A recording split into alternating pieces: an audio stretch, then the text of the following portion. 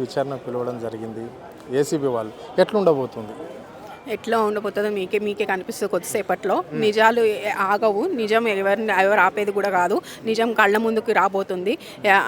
కేటీఆర్ గారు ఇప్పటికే 10 ప్రెస్ మీట్లు పెట్టడం జరిగింది. ఈ ఫార్ములా రేస్ మీద ఏదైతే వాళ్ళు ఏసీబీ వారు కేసు పెట్టడం జరిగిందో దాని మీద క్లియర్గా ఒక 10 to 15 టైమ్స్ ప్రెస్ మీట్ పెట్టడం జరిగింది. దాని గురించి క్లియర్గా ఏం జరిగిందో కూడా వివరణ ఇవ్వడం కూడా జరిగింది. అదే వివరణ ఏసీబీ గారు కూడా ఇస్తారు. ఏసీబీ కార్యాలయంలో కూడా ఇస్తారు. ఒక రూపాయి ఒక పైసా అవినీతి కూడా జరగలేదు అని చాలా కాన్ఫిడెంట్గా వారు లోపలికి వెళ్ళారు. అంతే కాన్ఫిడెంట్గా బయటకు వస్తారని మా అందరి నమ్మకం.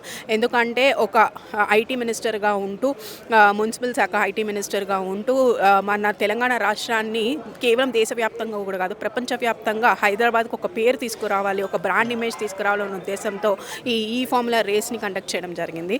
మీకు చాలా క్లియర్గా చెప్పారు. మనకి గ్రీన్ కో అనే సంస్థ ఏదైతే మనకి అప్పుడు స్పాన్సర్షిప్ చేసిందో దాని తర్వాత స్పాన్సర్షిప్ నుంచి వాళ్ళు వెనక్కి వెళ్ళడం జరిగింది. ఎందుకంటే అది ఒక్కసారి కండక్ట్ చేసే రేస్ కాదు. ఒక ప్లేస్ సెలెక్ట్ చేసుకుంటే ఈ ఫార్ములా రేస్ కంటిన్యూస్గా 4 to 5 టైమ్స్ వాళ్ళు కండక్ట్ చేయాల్సి ఉంటుంది. అది ఆల్రెడీ దాని ప్రోటోకాల్ కానీ దాని పోర్ట్ఫోలియో అంతా కూడా మనకి వివరణ ఈ ఫార్ములా రేస్ అనేది ఎలా కండక్ట్ చేస్తారనేది కూడా వారు క్లియర్ కట్ వివరణ కూడా అందరికీ ఇవ్వడం జరిగింది. అలాంటి సిచ్యువేషన్స్లో ఏదైతే మనకి ఎలక్షన్స్ జరిగినాయో ఎలక్షన్ తర్వాత కూడా మా ప్రభుత్వమే వస్తుందన్న కాన్ఫిడెన్స్తో వారు హెచ్ఎండిఏ నుంచి క్లియర్ కట్గా హెచ్ఎండిఏ నుంచి పంపించడం అమౌంట్. ఎందుకంటే అలాంటి ఒక సంస్థ ఈ ఫార్ములా రేస్ అనేది వెనక్కి వెళ్ళకూడదు, హైదరాబాద్ ఒక బ్రాండ్ ఇమేజ్ తగ్గకూడదు అనే ఉద్దేశంతో వారు క్లియర్ కట్గా హెచ్ఎండిఏ నుంచి పంపించారు ఒక ఐటీ మినిస్టర్గా ఉండి అని కూడా వారు వివరణ ఇవ్వడం జరిగింది. దీంట్లో ఎక్కడ అవినీతి జరిగింది, ఇందులో ఒక రూపాయి కూడా కేటీఆర్ గారు ఇంటికి వెళ్ళలేదు, లేకపోతే కేటీఆర్ గారు స్వయంగా తీసుకుంది లేదు. డైరెక్ట్గా హెచ్ఎండిఏ ఒక ప్రభుత్వం ఎనీ ఈవెంట్ లైక్ హైదరాబాద్ అనే మొత్తం తెలంగాణ రాష్ట్రంలో ఒక ఈవెంట్ చేస్తున్నాము అంటే హెచ్ఎండిఏ పార్ట్ ఉంటుంది. అంటే ఈరోజు కేటీఆర్ను ఏసీబీ అధికారులు విచారణకు రమ్మని పిలవడం జరిగింది. అంటే ఓన్లీ ఈ ఫార్మా రేస్ పైనే ఉంటుందా, లేకుంటే రాష్ట్రంలో జరిగిన అనేక సంఘటనలు అంటే ఇప్పుడు కేటీఆర్ని అరెస్ట్ చేస్తాము అని చెప్పేసి ప్రభుత్వం ఏర్పడిన నుంచి వాళ్ళు కాంగ్రెస్ పార్టీ ఒక నిర్ణయంకి వచ్చింది. అంటే ఓసారి ఫోన్ ట్యాపింగ్ అంటారు, లగచర్ల బాధ్యత తరపున ఇలబడ్డందుకు అంటారు. అంటే ఓన్లీ దీని మీద విచారణ జరుగుతుందా, లేకుంటే ఇవన్నింటినీ కూడా కంపేర్ చేసుకొని విచారణ జరిగే అవకాశం కనిపిస్తుందా? లేదండి, డెఫినెట్గా ఏసీబీ ఏదైతే మనకి నోటీస్ ఇష్యూ చేశారో ఈ ఫార్ములా రేస్ మీద వివరణ జరుగుతుందని చెప్పారు, దాని మీద జరుగుతుందని మా ఉద్దేశం. అలా కాకుండా ఎనీ ఇష్యూ తీసుకున్నా కూడా కేటీఆర్ గారు వివరణ ఇవ్వడానికి రెడీగా ఉన్నారు. ఏ క్షణాన ఏ టైంలో ఎవరు పిలిచినా కూడా మేము ప్రభుత్వానికి గౌరవిస్తాము. ప్రభుత్వం ఎటువంటి అంటే పోలీసులు కానీ, లేకపోతే లా అండ్ ఆర్డర్ కానీ, లేకపోతే కోర్ట్ కానీ, లేకపోతే ఏసీబీ కానీ, ఈడీ కానీ ఎవరైనా ప్రభుత్వం తరఫు నుంచి మమ్మల్ని ప్రశ్నించాలని అనుకుంటే మేము సానుకూలంగానే స్పందించి సానుకూలంగానే ఆన్సర్ ఇస్తామని కేటీఆర్ గారు ఎప్పటి నుంచో చెప్తూనే ఉన్నారు. ప్రతి ఏ ఇష్యూ తీసుకున్నా కూడా నేను ఆన్సర్ ఇవ్వడానికి రెడీగా ఉన్నానని చెప్పారు. అదే కేటీఆర్ గారు శాసనసభ సాక్షిగా 4 కోట్ల మంది ప్రజలకి నేను వివరణ ఇస్తాను, నువ్వు పెట్టు ఏదైతే ఉందో నువ్వు డిబేట్ పెట్టు అని రేవంత్ రెడ్డి గారికి కూడా ఛాలెంజ్ చేయడం జరిగింది. మరి నిజంగా అంత దమ్మున్న వ్యక్తి అయితే డిబేట్ పెట్టాల్సింది. ఎందుకంటే ప్రజలందరికీ కూడా వివరణ తెలుసు కదా, నిజంగా అక్కడ అవినీతి జరిగి ఉంటే నువ్వు మాట్లాడాల్సింది. కేటీఆర్ గారి ముందు మాట్లాడే సత్తా లేదు.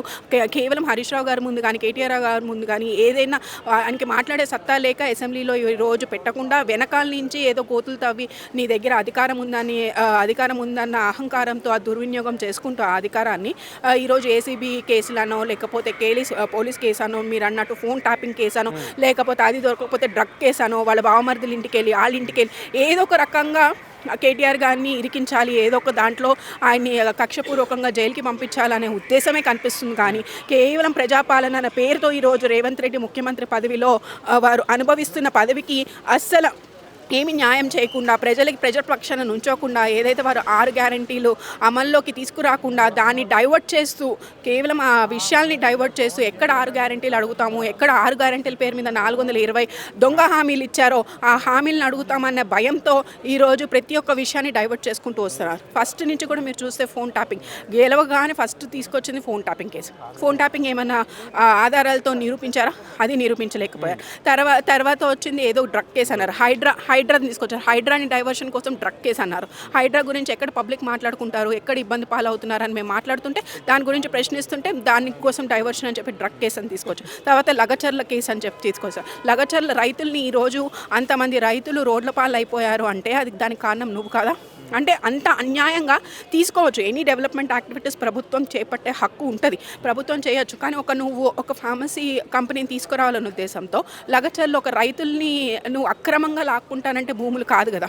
అంటే అక్కడ లగచర్లలో బల్లులు కూడా గుడ్లు పెట్టని ల్యాండ్స్ని మాత్రమే ప్రభుత్వం సేకరించి తీసుకోవాలనుకుంటుంది. సో ఇక్కడ కంపెనీ రాకుండా అడుగున అడ్డుపడుతున్నారు బీఆర్ఎస్ నేతలే ఈ రాష్ట్రంలో అడ్డుపడుతున్నారు అని చెప్పేసి ముఖ్యమంత్రి అంటుండు. అంటే రాష్ట్రం అభివృద్ధి చేయడం బీఆర్ఎస్ నేతలకు అసలు వంటు పట్టడం లేదు, అంటే సహించుకోలేకపోతున్నారు కాంగ్రెస్ను చూస్తేనే అభివృద్ధి చేస్తుందని అని చెప్పేసి ముఖ్యమంత్రి అంటుండే. వాక్యాలను ఎట్లా చూడాలి? ఇప్పుడు మీరు హైదరాబాద్ని చూసినా, తెలంగాణ రాష్ట్రాన్ని చూసినా 10 సంవత్సరాల్లో జరిగిన అభివృద్ధికి ఇప్పుడు జరుగుతున్న అభివృద్ధి చూడండి. 10 సంవత్సరాల్లో మేము కూడా అభివృద్ధి చూసాం. మీరు చూస్తున్నారు, మీరు ఎదుర్కొన్న కమాండ్ కంట్రోల్, దీనివల్ల ఏమైనా ప్రజలు ఇబ్బంది పాలయ్యారా? లేకపోతే మేము ఇప్పుడు ఏదైతే కాళేశ్వరం ప్రాజెక్ట్ కట్టారు దానివల్ల ప్రజలు ఇబ్బంది పాలయ్యారా? లేదా మిషన్ భగీరథ వల్ల ప్రజలు ఇబ్బంది పాలయ్యారా? ఈరోజు ఆయన చేపట్టే ప్రతి ఒక్క కార్యక్రమం, అభివృద్ధి అనే పేరుతో తీసుకొచ్చే ప్రతి కార్యక్రమంలో ప్రజలు ఇబ్బంది పాలవుతున్నారు. ఏదైతే మూసి ప్రక్షాళన అని చెప్పారు, మూసి ప్రక్షాళన అని చెప్పి ఇమీడియట్గా హైడ్రా తీసుకుని ఓవర్ నైట్ నువ్వు చేయాల్సిన అవసరం ఏముంది? నోటీసులు ఇచ్చి ఓకే వాళ్ళు ఏమన్నా అడ్డులో ఉంటే ఏమైనా వాళ్ళకి వేరే అవకాశం కల్పించో, లేకపోతే ఏదైనా డబల్ బెడ్రూమ్ ఇచ్చో, లేకపోతే ఇల్లు ఇచ్చో నువ్వు దాన్ని ఖాళీ చేయించాలి. కానీ ఓవర్ నైట్ నువ్వు వెళ్ళి ధ్వంసం చేయాల్సిన అవసరం ఏముంది? డిస్ట్రక్షన్ అంటే ఇమీడియట్గా నువ్వు విధ్వంసమే సృష్టిస్తున్నావు. కానీ అభివృద్ధి పేరుతో అభివృద్ధి అనేది ఎక్కడ కనిపిస్తుంది? పబ్లిక్లో ప్రజల ఆందోళనతో, ఆ ప్రజల ఆందోళన పడి భయభ్రాంతులతో మా దగ్గరికి వస్తున్నారు. కాబట్టి డెఫినెట్గా ప్రజల పక్షాన మేము నిలబడతాం. లగచర్ల రైతులు కానీ ఈరోజు లగచర్ల రైతుల దగ్గర నుంచి అక్కడ భూమి పండే భూమా లేకపోతే బీడు భూమా అనేది పక్కన పెడితే ప్రజలు పరిగెత్తుకుంటూ మా దగ్గరికి వస్తున్నారు. ఈరోజు తెలంగాణ భవన్లో కేటీఆర్ గారిని ఆశ్రయించారు, ప్రజలందరూ ఆశ్రయించారు. కాబట్టి వాళ్ళ పక్షాన మేము నిలబడి డెఫినెట్గా మేము కొట్లాడతాం. ఒకవేళ లేదు అక్కడ ల్యాండ్ తీసుకోవాలి అని మీరు అనుకుంటున్నారంటే ఒక పద్ధతి ఉంటుంది, దేనికైనా ఒక ప్రాసెస్ ఉంటుంది. కానీ నువ్వు అన్యాయంగా వాళ్ళని కొట్టి పోలీసులతో కొట్టిపిచ్చి రోడ్డు మీద తీసుకొచ్చి ఎంతమంది ఈరోజు వాళ్ళు ఇబ్బంది పాలు అవుతున్నారు, ఈరోజు రోడ్ల పాలు ఎక్కి ఎంతమంది భయభ్రాంతులకు గురయ్యి ఇబ్బందులు పాలవుతున్నారో మన కళ్ళలో మనమే చూస్తున్నాం. దీని గురించి ప్రశ్నించడానికి వెళ్తున్న మీడియా వాళ్ళ మీద కూడా ఈరోజు దాడి జరుగుతుంది. అంటే కేవలం ఈ ప్రజాపాలన అన్న పేరుతో కాంగ్రెస్ ఏదైతే ప్రజల్లోకి వచ్చిందో, ఈ ప్రభుత్వం ఫామ్ అయిందో అప్పటి నుంచి 1 year నుంచి ప్రజల్ని ఇబ్బంది పాలే చేస్తున్నాడు. కానీ ప్రజలతో పాటు బీఆర్ఎస్ నాయకులు, కార్యకర్తల్ని, అలాగే మీడియా వాళ్ళని, ప్రతి ఒక్కరిని ఎవరైతే స్పందిస్తున్నారో వాళ్ళు చేసే యాక్టివిటీస్ మీద ఎవరైనా కౌంటర్ మాట్లాడుతుంటే వాళ్ళ మీద నువ్వు అక్రమంగా కేసులు పెడుతున్నావు. అంటే ఈవెన్ సోషల్ మీడియా ప్లాట్ఫామ్, ప్రజాస్వామ్యంలో మాట్లాడే స్వేచ్ఛ అయితే ప్రతి ఒక్కరికి ఉంటుంది. ఆ స్వేచ్ఛను కూడా నువ్వు కల్పించకుండా ఈరోజు సోషల్ మీడియాలో పోస్టులు పెడుతున్న వాళ్ళ మీద కూడా అక్రమంగా కేసులు పెడుతున్నావు. అంటే కేవలం కేసులు పెట్టాలి, పోలీసులను ఉపయోగించుకోవాలి, ఈరోజు ఉన్న చట్టాలని నేను ఉపయోగించుకోవాలి, నా అధికారాన్ని ప్రజల మీద రుద్దాలనే ఉద్దేశంతో తప్ప వేరే ఏమీ కనిపించట్లేదు రేవంత్ రెడ్డి గారి పాలన. చివరిగా కేటీఆర్ అరెస్ట్ అవుతాడు అని చెప్పేసి కాంగ్రెస్ కార్యకర్తలు కావచ్చు, నాయకులు కావచ్చు గట్టిగా నమ్ముతున్నారు. సో కేటీఆర్ అరెస్ట్ అయితే బీఆర్ఎస్ నేతలది కావచ్చు, కార్యకర్తలది, శ్రేణులది ఏ విధంగా రియాక్షన్ ఉండబోతుంది రాష్ట్రంలో? తెలిసి డెఫినెట్గా ఆయన క్లీన్ చిట్గా బయటకు వస్తారు, విత్ క్లీన్ చిట్ బయటకు వస్తారు. ఎటువంటి అరెస్ట్ అయితే జరగదు. అటువంటిది జరిగితే మాత్రం లా అండ్ ఆర్డర్ మాత్రం కంట్రోల్లో ఉండదు.